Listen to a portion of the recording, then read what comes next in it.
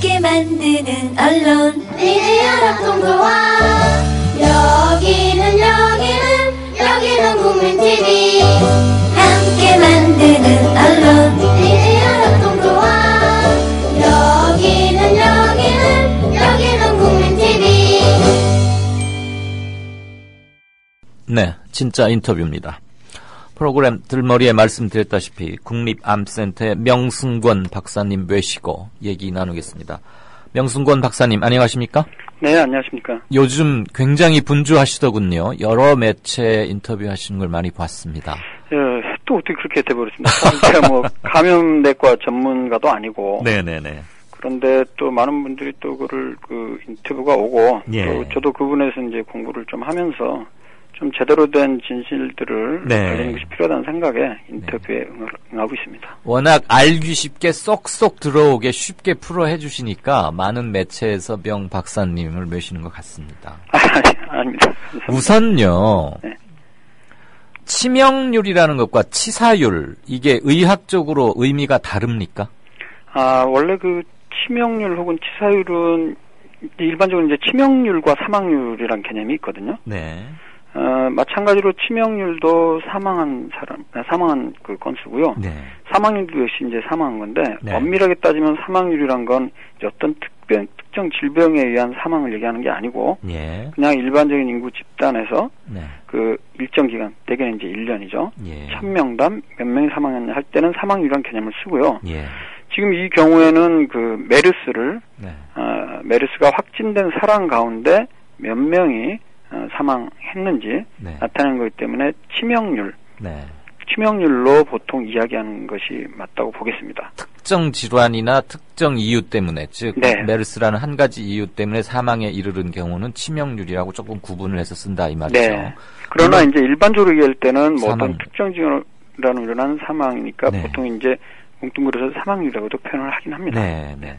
그러면 질환별로 치명률은 다 다를 터인데요. 네. 또 국가별로 의료 수준별로 다 나라마다 다르긴 하겠지만 뭐 중동 지역에서는 뭐 40%다 그래가지고 굉장히 긴장했는데 우리 지금 오늘까지의 집계를 보면 오늘까지의 치명률은 이제 12.3%인데 뭐 중동에서의 데이터보다는 낮지만 100명이면 12명, 환자 10명 중에 한 분 이상은 돌아가시게 된다 이런 말 아닙니까? 더군다나 네. 확진 판정을 받은 때로부터 지금 길어야 20일이 채 안 되지 않습니까? 보름에서 20일 정도. 이렇게 사람들이 느낄 때는 이렇게 짧은 시간 안에 설령 기저질환을 갖고 있던 분이라 하더라도 2주일 정도 만에 돌아가실 수 있나? 이 점에서 많이 걱정들을 하시는데 의사로서는 이 질문에 대해서 어떻게 답을 해 주시겠습니까? 네, 일단은 우리나라 발생 건수를 제외하고 예. 그 이전에 주로 이제 중동 지역에서 5월 말 기준으로 하면 예를 들어서 1211명의 확진자가 있었는데요. 네. 그 중에서 이제 사망률을 보면 대략 40%가 약간 넘었습니다. 네. 사실 40%라면 굉장히 그 치명률이 높은 상태고요. 그렇죠. 그다음에 이제 우리나라의 경우에는 지금 현재 162명 확진자 중에 사망자가 오늘까지 20명이니까 네. 10.3%, 10%를 약간 넘는데 네. 이 10% 결코 낮지 않습니다. 이것도 당연히 그렇죠. 높은 거로 봐야 됩니다. 네. 왜냐하면 그 신종 인플루엔자 같은 경우에도 그 사망률 같은 경우는 0.0 몇 %대였거든요. 예. 그런 거에 비하면 결코 이게 낮은 거 아니고 굉장히 중요한 질환이라고 봐야 됩니다. 네. 근데 이제 그거를 이제 알기 쉽게 다른 우리나라에서 이제 기존 질환들과 좀 비교를 한다면 예. 현재 그 폐렴 같은 경우에도 우리나라에서 1년에 뭐 27만 명 정도가 진단이 되는 것으로 되어 있는데요. 네. 보통 지금 사망률은 폐렴 같은 경우에도 약 10% 정도로 추산이 되고 있습니다. 예. 그리고 그 결핵 같은 경우에는 하루에 한 100명 정도 건수가 나오고요. 예. 사망하는 사람이 한 7명이니까 7%. 그래서 결론적으로 말씀드리면 이 메르스에 의한 사망률 상당히 높은 것은 아니지만 네. 그래도 어느 정도 좀 심각한 질환이다 이렇게 봐야 될 것 같습니다. 그렇지만 네. 중요한 게 네.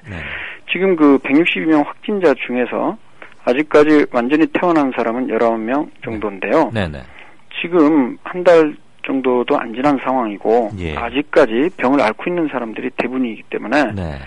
정확한 통계는 좀 시간이 물론. 지나서 네. 나중에 나올 것입니다. 그렇죠. 그런데 이제 전문가들의 일반적인 예측 그리고 감염학회에서 예측하는 거로는 10% 내외 정도 되지 않을까라고 초기에 생각을 하고 있고 네.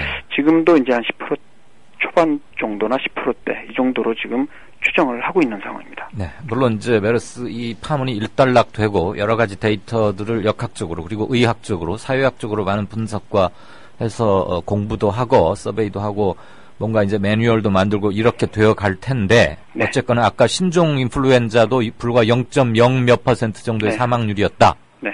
근데 그거에 비하면 사실 어마어마하게 높은 거고. 네, 맞습니다. 뭐 폐렴, 결핵 이게 뭐 10% 7% 정도라고 하지만 예, 이건 좀 더 지켜는 보겠으되 일단 이 숫자에서 주는 공포감은 확실히 있는 것 같습니다. 네, 그런데 이제 참고로 네. 그 지금 확진자 중에 또 많은 분들이 사망자도 마찬가지고 특히 이제 사망자 20명 중에 예. 한 2명 정도를 제외하고는 네. 어떤 그 기저질환, 네. 그러니까 고위험군으로 예. 알려져 있습니다. 예. 지금 이 그 확진자의 대부분이 또 병원 내 감염이기 때문에 네. 지역사회에서는 지금 현재 케이스는 없기 때문에 예. 병원 내 감염인데요. 주로 이제 환자인데 우리나라는 또 다른 나라랑 또 다르게 환자가 아닌 환자 보호자, 네. 간병인, 의료진은 이제 다른 나라랑 비슷비슷한데요. 예. 그 보호자, 간병인의 그 숫자가 좀 비율이 많이 높은 것으로 되어 있습니다. 예, 예. 그건 뭐 우리 특유의 문화적인 네. 요인도 있을 거고요. 그 말씀을 좀 드리죠. 오늘까지 사망자가 20명인데 그 중에서 40대 1분, 50대 4분, 이래서 40, 50대가 총 5명, 25%입니다. 네. 적은 포션은 아닌 것 같은데 네. 물론 뭐 연령대를 꼭 질병이 가리기 하겠느냐만 통상적으로 60, 70대, 70, 80대 고령자분들보다 40, 50대 분들이 면역력은 좀 더 우수할 거라고 보는 게 일반적이고요. 네, 그렇습니다. 이 중엔 또 기저질환이 없는 분도 한 분 계셨거든요. 네.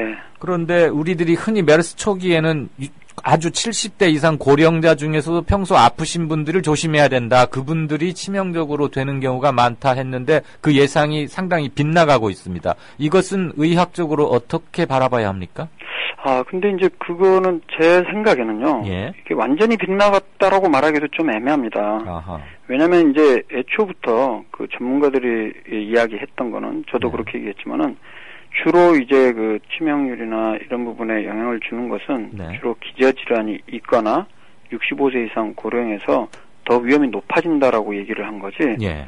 젊은 사람 30, 40대는 절대 치명적이지 않다 이런 얘기를 하는 건 아니거든요. 예, 예. 그리고 그렇게 얘기를 하는 의사는 없을 겁니다. 예, 예. 그러나 전반적으로 기존의 데이터를 근거로 했을 때 네. 대부분 평균적으로도 50대 이상이었고 사망한 분들의 그 여러 가지 특성을 조사해 보면 기본적으로 그 전에 뭐 고혈압을 포함해서 당뇨 그리고 뭐 암, 폐질환, 네. 신장질환 여러 가지 기저질환이 있는 상태에서 그 사망하셨던 분들이 거의 대부분을 차지했기 때문에 네. 그렇게 얘기를 한 거고요. 네. 여기서 제가 말씀드린 것도 거의 대부분이라는 거는 8, 90%를 얘기를 하는 거거든요. 예. 지금 현재까지의 그 통계도 보면 현재 한 8, 90% 정도가 네. 지금 사망자 중에 기저질환이 있거나 예. 고령 환자로 되어 있습니다. 근데 이런 얘기를 우리 전문가들이 하면 또 아주 일부의 분들은 네. 아니 그러면 기저질환이 있거나 네. 그 연령이 있는 분들에 대해서는 어떤 뭐 사망한다는 것은 당연한 거냐. 그렇죠. 예, 그러면서 뭐 생명을 경시하는 네, 듯한 그분들은 그러면 그냥 사망에 이르러도 어쩔 수 없이 그냥 포기해야 한다는 말이냐. 예, 이런 그렇게 얘기가 또 나오죠. 반문하신 분들도 있더라고요. 네, 네, 당연히 제기될 수 있는 네. 말이라고 생각합니다. 그런데 보건당국이나 정부나 아니면 전문가들이 네. 그런 의도로 갖고 얘기했겠습니까? 그런 건 아니고요. 일단 네. 이게 사망률이 기존에 높다고 알려져 있었지만 네. 우리나라에서는 지금 숫자는 많이 늘어나고 있지만 여러 가지 그 의학 기술 수준이라든가 여러 가지들을 고려를 했을 때 예. 아주 기저질환이 없고 그다음에 젊은 사람의 경우에는 일반적으로는 대부분이 네. 경과가 예후가 좋기 때문에 그렇게까지 과소하게 공포에 떨 정도로 수준은 아니라는 걸 이제 강조하기 위해서 그런 걸로 저는 알고 있고 저도 그렇게 얘기를 하고 있습니다. 근데 이 부분이 좀 오해가 돼서 네.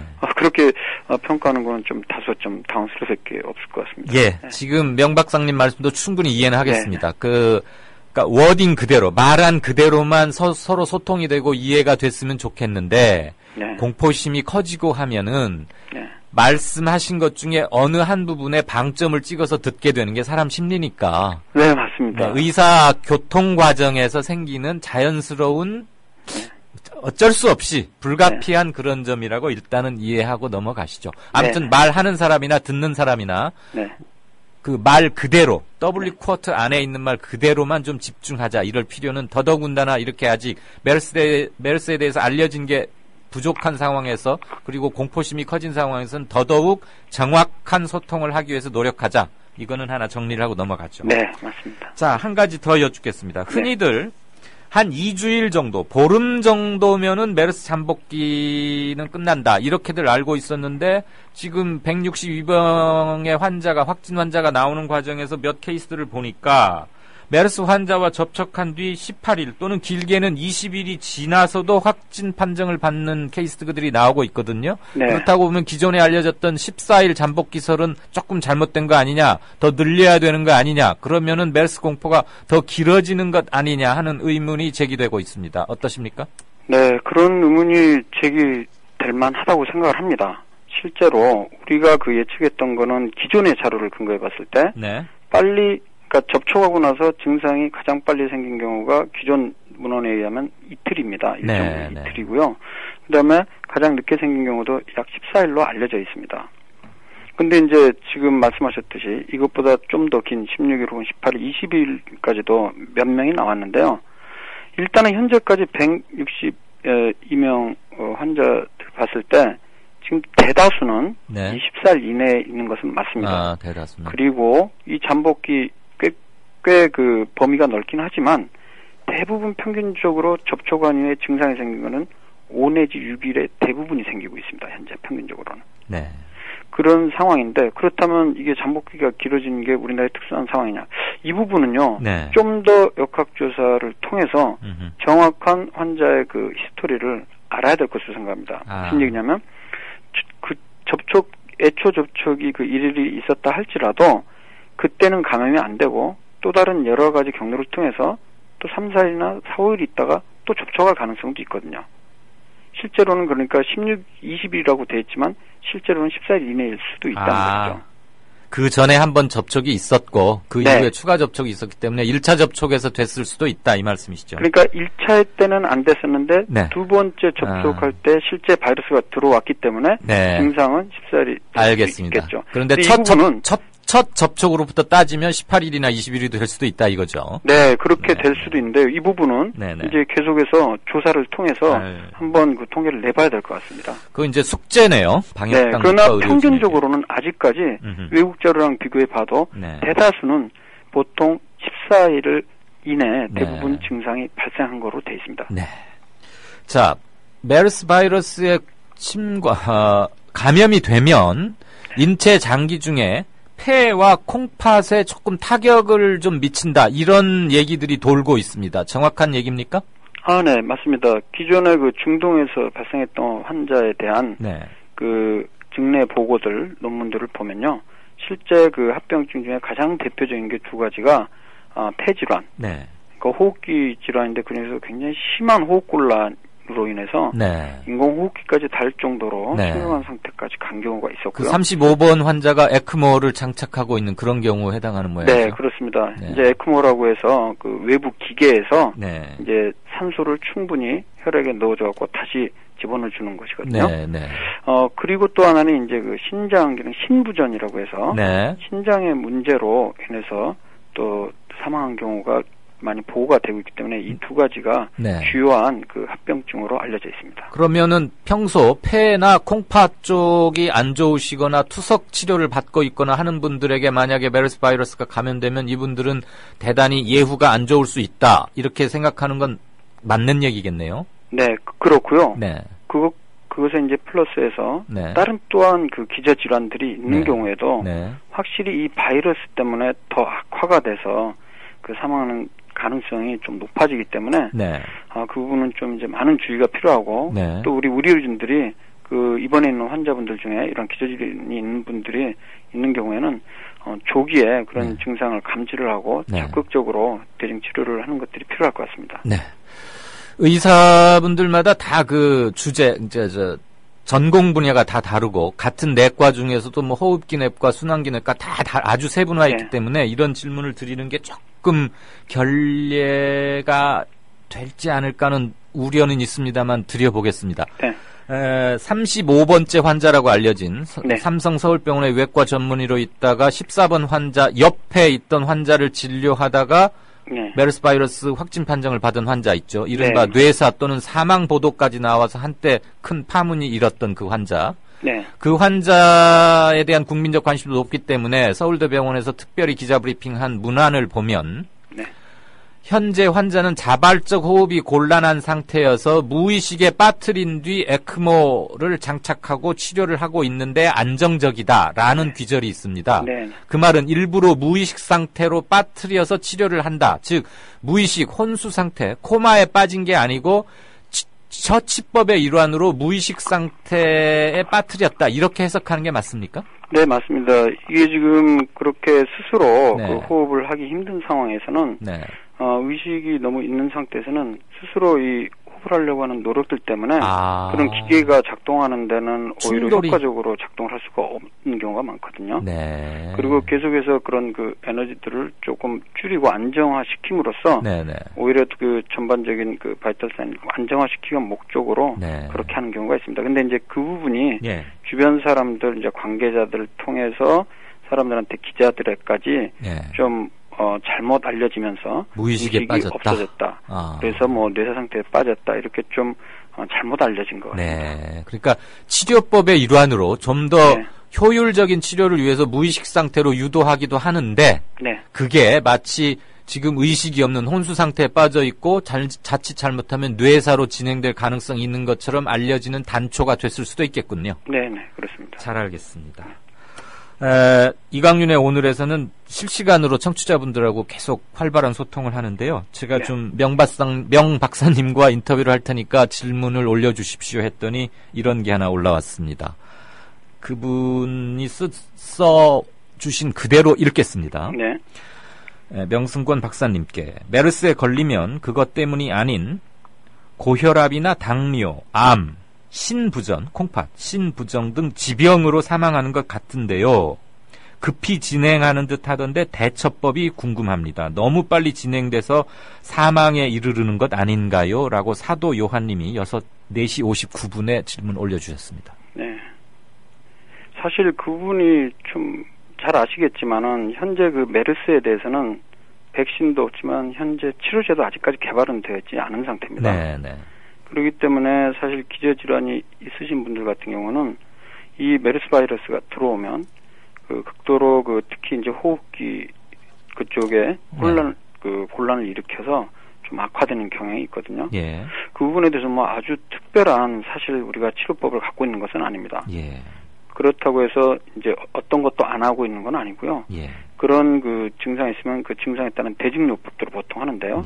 그리고 이제 예방적으로도 항생제도 사용을 하고 필요하다면 이제 항바이러스제도 투여를 하고 그러한 그 대증적인 치료로서 보존적 치료로 그걸 이겨낼 수 있도록 도움을 드리도록 있습니다. 참고로 지금 현재 그 완전히 그 회복된 사람들 숫자가 생각보다 많이 안 늘어나고 있는데요. 그 이유는 기존에 원래 뭐 이게 독감 같으면 예를 들어서 일주일 혹은 2주일 안에는 대개는 좋아지거든요. 근데 이 메르스 같은 경우는 그 기간이 조금 더 긴 것으로 보여집니다.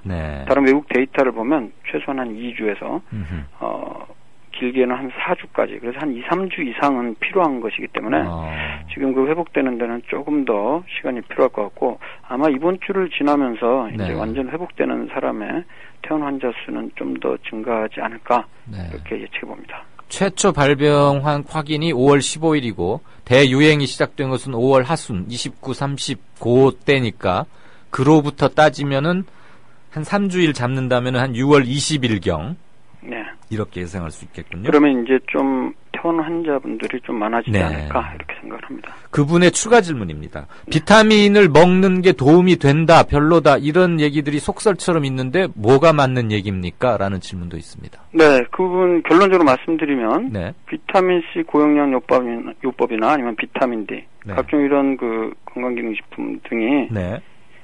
메르스 예방에 혹은 치료에 도움이 된다는 임상적 근거는 현재 없습니다. 예. 그거는 이제 그 비타민 C 고용량 요법이란 거에 대해서 기존의 실험실 연구나 아니면 쥐를 대상으로 동물 실험에서 네. 일부 항산화 효과 혹은 이제 그 항바이러스 효과들이 그 나왔었지만은 그런 부분들은 현재 이론이나 가설에 불과하고요. 네. 사람을 대상으로 해서는 그런 임상 시험 다른 그 바이러스 감염 결과에서도 입증된 바가 없기 때문에 그러한 그 근거 없는 네. 그런 이야기들에 대해서는 현혹될 절대 필요는 현혹되지 말고요. 절대 흔들리지 마시고요. 네. 평상시에 네. 손을 자주 씻는 습관들 네. 그리고 한 번 씻을 때도 한 30초 이상 네. 자주 씻는 것들만 잘 하고 네.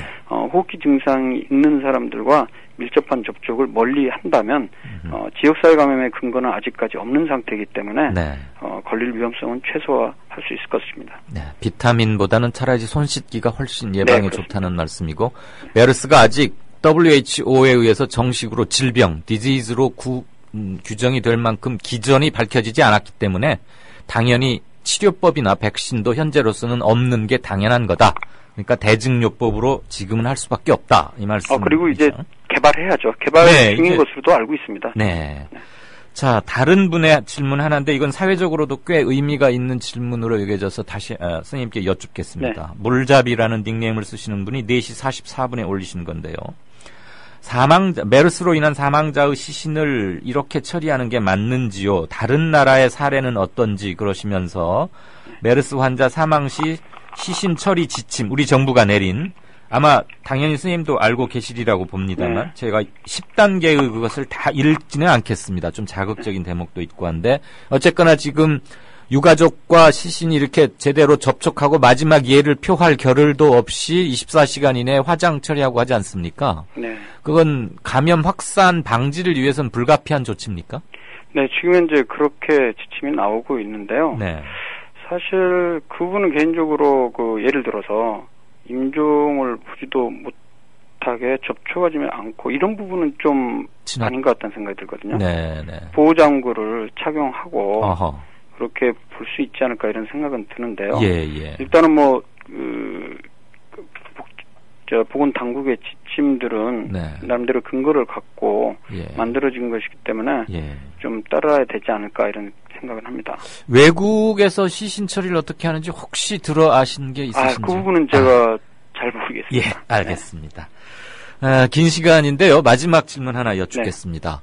조금 전에 답변에서 6월 한 20에서 24일경 정도까지가 유심히 바라봐야 하는 때로 여겨진다. 왜냐하면 잠복기나 그다음에 환자 파동 같은 걸 볼 때 3주 정도 아프신 경우가 많으니까. 네. 그러면 오늘 이후로 우리 방역 당국이 가장 역점을 둬야 할 메르스 대처법 어느 것을 추천하고 싶으십니까? 그 부분은 뭐 사실 지금 현재 그 162명 중에 거의 반수에 해당하는 그 확진자들이 네. 14번 환자와 관련한 삼성서울병원 응급실 이쪽과 관련한 부분이 많습니다. 네. 그래서 지금 그 뒤로 3차 유행이라고 딱히 할 수 있는 부분은 다행히도 아직까지 발생하지 않았거든요. 네. 그렇다고 본다면 일단 그 삼성서울병원 같은 경우는 굉장히 많은 사람들이 인구가 그렇죠. 많은 응급실에 있던 그때 사람들에서 혹시라도 그 격리 대상이라든가 이런 대상자로서 좀 그 제외가 됐던 사람들을 다시 한번 리뷰를 하면서 예. 그 부분들이랑 관리가 일단 첫 번째로 필요할 것 같고요. 예. 그다음에 그래도 다행인 거는 이제 많은 그 의료기관에서 적극적으로 이 확산을 방지하기 위한 대책들을 다 마련하고 있기 때문에 네. 지금처럼 좀 더 그 열이 나거나 혹은 의심할 만한 증상이 있는 사람들에 대해서 즉각적으로 그 대응을 해서 잘 관리를 한다면 네.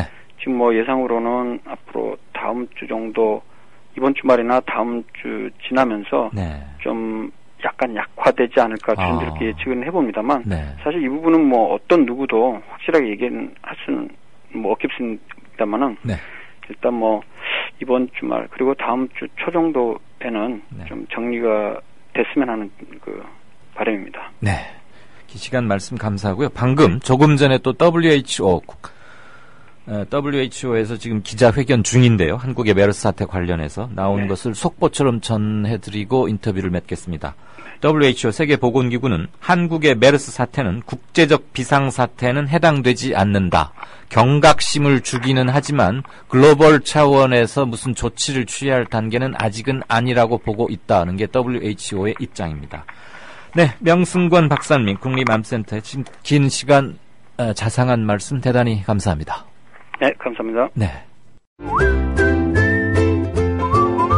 국민라디오 팟캐스트 응원하는 가장 쉬운 방법 아시나요? 다운로드하기, 별점 주기, 댓글 달기, 구독하기. 국민라디오 팟캐스트 널리 알리는 가장 쉬운 방법 다운로드하기, 별점 주기, 댓글 달기, 구독하기. 기억하세요. 다운로드하기, 별점 주기, 댓글 달기, 구독하기.